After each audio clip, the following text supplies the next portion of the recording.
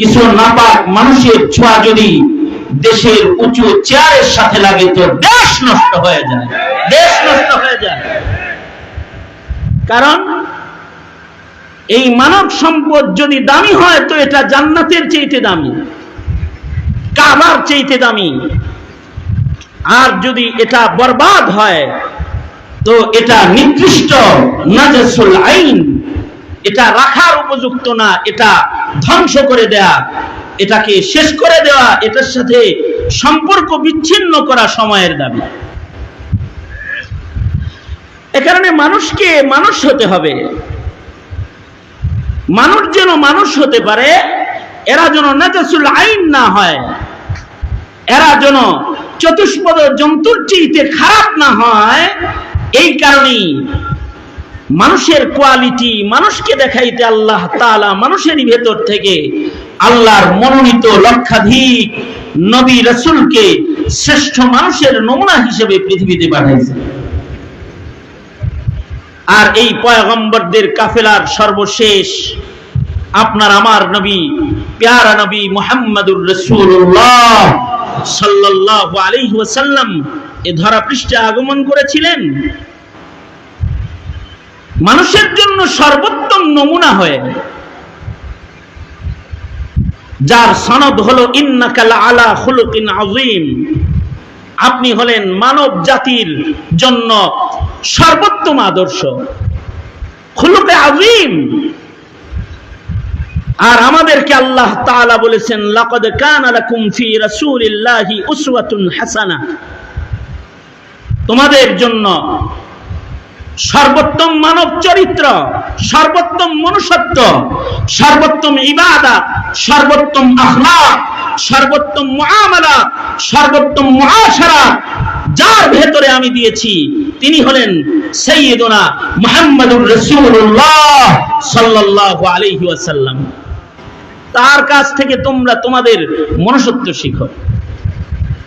কিয়ামত পর্যন্ত আর কোন নবী আসবে না।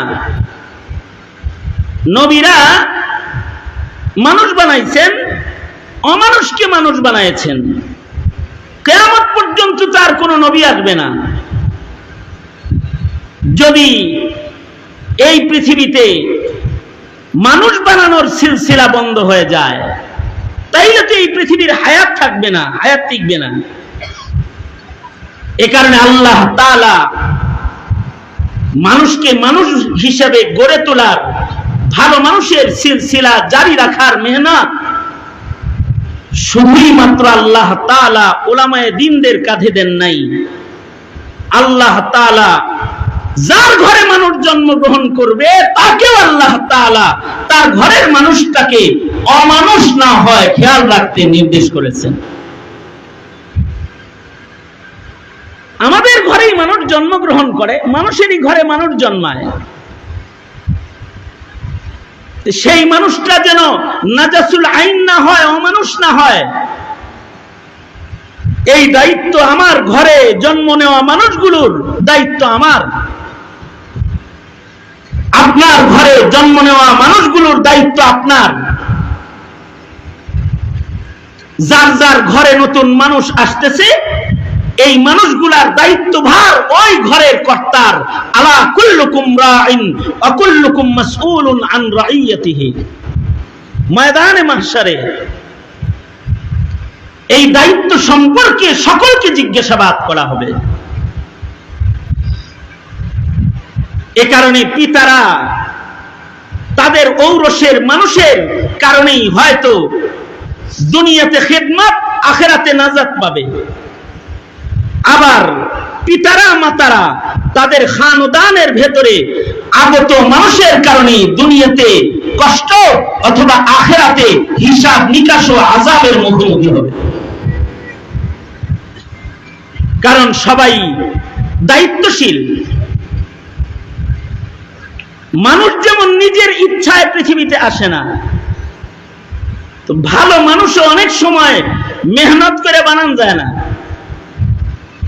ভালো মানুষ আল্লাহর কাছ থেকে মঞ্জুরি নিতে হয়। আমি চাইলেই সব মানুষ ভালো হয়ে যাবে না, ইন্নাকা লা তাহদি মান আহবাবতা ওয়ালাকিন্নাল্লাহা ইয়াহদি মান ইয়াশা।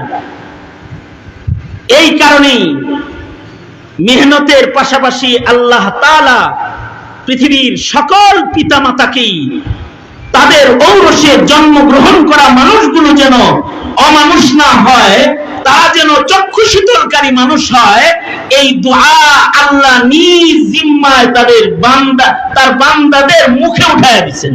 আল্লাহু আকবার জোরে করে বলেন।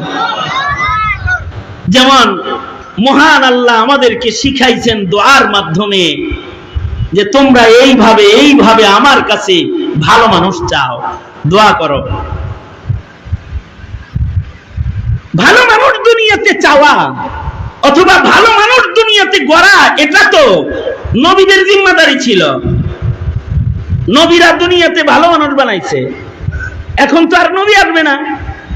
দুনিয়াতে কোনো পিতাও যদি ভালো মানুষ কামনা করে আল্লাহর কাছে, তো এই কামনার এই সিফাতটা ইবাদুর রহমান হওয়ার জন্য একটা সিফাত, একটা গুণ হিসেবে আল্লাহ তাআলা গণনা করে যে ও আমার কাছে ভালো মানুষ চাইছে, ও আমার গোলাম। আল্লাহু আকবার বলেন। আপনি যদি চান যে আল্লাহ আমার খানদানে আপনি একটা ভালো মানুষ দেন, তাতেও আল্লাহ আল্লাহর খাস বান্দা হিসেবে আপনাকে গণনা করবে। এ কারণে আল্লাহ তাআলা বলেন ওয়া ইবাদুর রহমান, ইবাদুর রহমানের যে সিফাতগুলো আল্লাহ তাআলা আল্লাহর কালামে বর্ণনা করেছেন, তার ভেতরে বিলকুল আখির শেষ নম্বরে এসে আল্লাহ পাক আল্লাহর গোলামদের একটা গুণ, এটাও আল্লাহ পাক বলেছেন যে আমার গোলামদের একটা গুণ হলো তারা আমার কাছে হাত পেতে বলবে।